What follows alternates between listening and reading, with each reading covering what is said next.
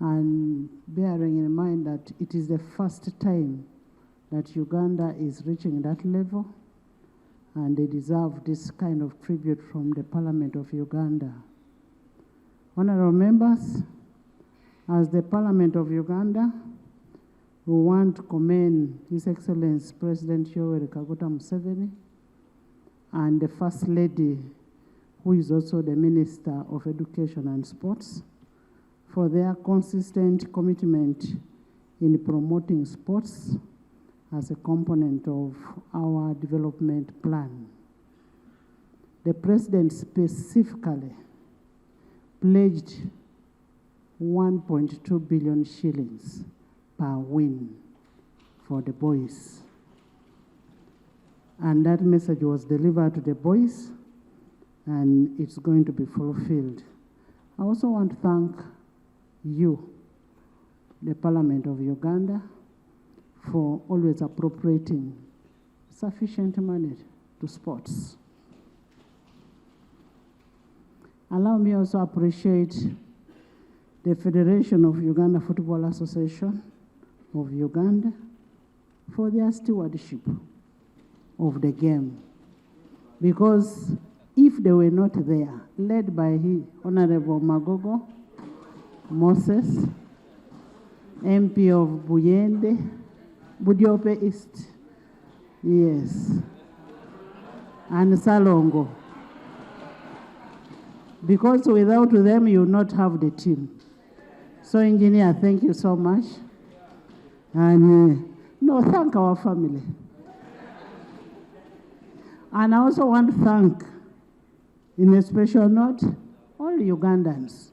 Honorable Minister Gwang, you did a very great job. We want to thank you. And we want to thank Ugandans for encouraging and morale boosting our boys. The boys out there, we are very proud of you. I can see Okello smiling. We are very proud of you. And as Parliament, we will continue supporting sports. And you're very good patriots. And pursuant to Rule 58 of the Rules of Procedure, I want to invite the Minister to move the motion. The Uganda Cranes. Maybe for your information, this is not the only team of Uganda Cranes. Uganda Cranes has a number of teams. This is just the Chan team. We have Semugabi Jude, who is a player. Please stand up and wave. Welcome. Torach Roger. The African Nation Championship 2024, which Uganda proudly co-hosted alongside Kenya and Tanzania under the successful East African Pamoja bid, was not only a football tournament, but also a landmark achievement for our country across several dimensions. First and foremost, honorable colleagues and right honorable speaker, the Uganda Cranes delivered a historic sporting milestone by advancing to the quarterfinals for the very first time, which I want to ask all of us to clap for them. This brings a challenge that the moment the Chan competition was finished and we went back to organizing other competitions, we went back to our usual organizations where we use particularly the Uganda Police to be able to provide security. And we have gone back to challenges where fans struggle to access the stadium. I want to use this opportunity to call upon the respective officers to ensure that we need the support for Ugandans to be able to access the stadium and to be able to go and reach home with their property without them being attacked on the way going back home. They have now understood the type of football that Ugandans want. And that's exactly what they are doing. It's the reason why, right on speaker, fans are going to watch the Uganda Cranes, because they are playing the football that Ugandans want. I want in a special way to thank you, to recognize you, to appreciate you. If you were playing another type of football, I'm telling you, we would not be coming to the pitches. As a fellow member of a sports fraternity, I want to send a special congratulations to the team. It is a great honor to put on your national jersey and represent your country. It is humbling, it is a privilege. Whether red, yellow, white, blue, green, you are there as a national. And all of us, as Ugandans, appreciate when Uganda succeeds. At least from my point of view, when Uganda is winning, we are winning. When Uganda is showcasing, we are showcasing. All of us. Speaker, Madam Speaker, allow me also take this opportunity to congratulate our gallant sons, congratulate the organizing committee, both local and CHAN, to congratulate the managers. As you're aware, Madam Speaker, the support you've extended to us as Festoweb has enabled us get players out of the country. They are now in various clubs, and I know the contacts have already been received by our technical teams, and this will be a very big boost. The rest of the colleagues in paying tribute to the Uganda Crane for the outstanding performance. And Right Honourable Speaker, I used to think that football is for the huge, tall, and giant. But when I saw Uganda Cranes play, I appreciated the people who scouted the talents of these handsome boys that have managed to hold the Uganda flag high. Right, I want to conclude by raising an issue that these players come from clubs. When we invite them to the national team, where they have grown up, where they have been identified, where they live every day, is within the football clubs in the country.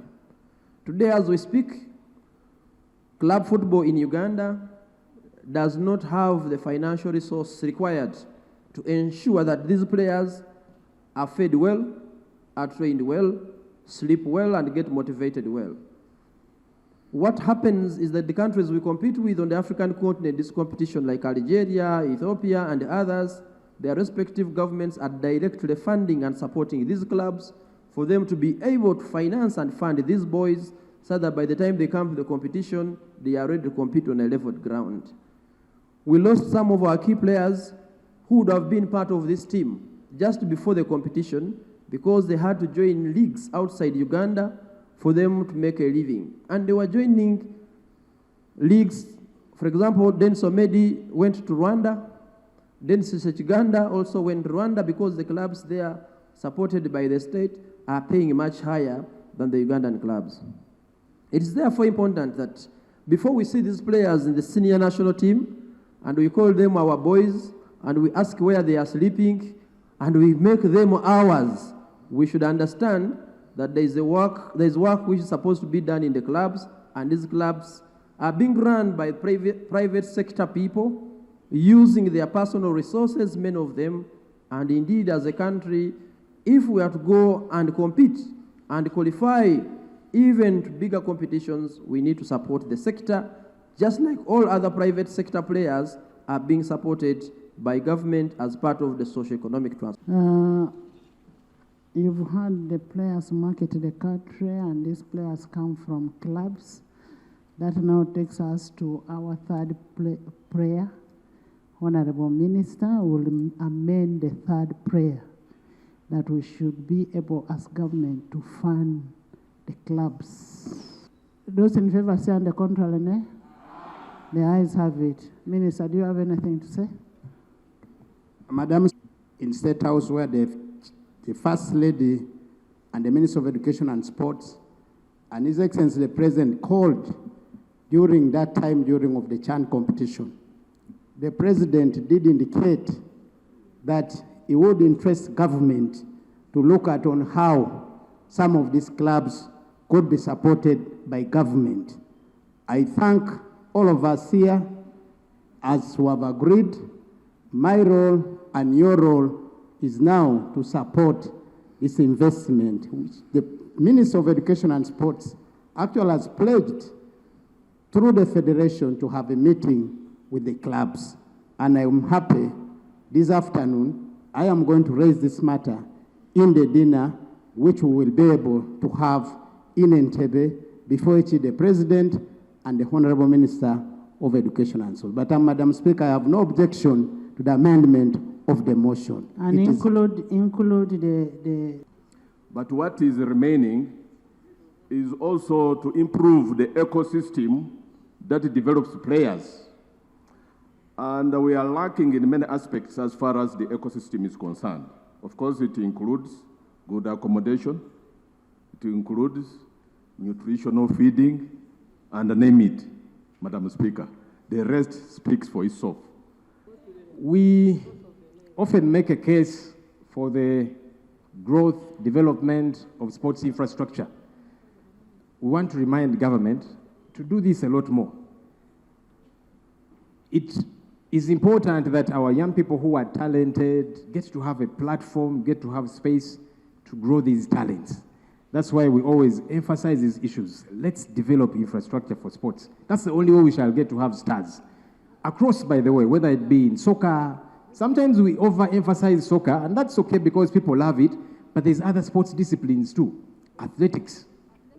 Can we buttress the lives of these stars, not just at the time they are playing? So it's good they get to be promised when you win 1.2 billion shillings. But can we take care of their welfare even away from that? Because it's a process. By the time they get to where they are to play and win, it's been an entire process. Let's support them through the process and not wait for the final time when they have matches and then they're under pressure. We have got 1.2 billion shillings to win. But previously, you find they probably were struggling to go training because of numerous issues, yeah? So let's support all of that. Thank you. And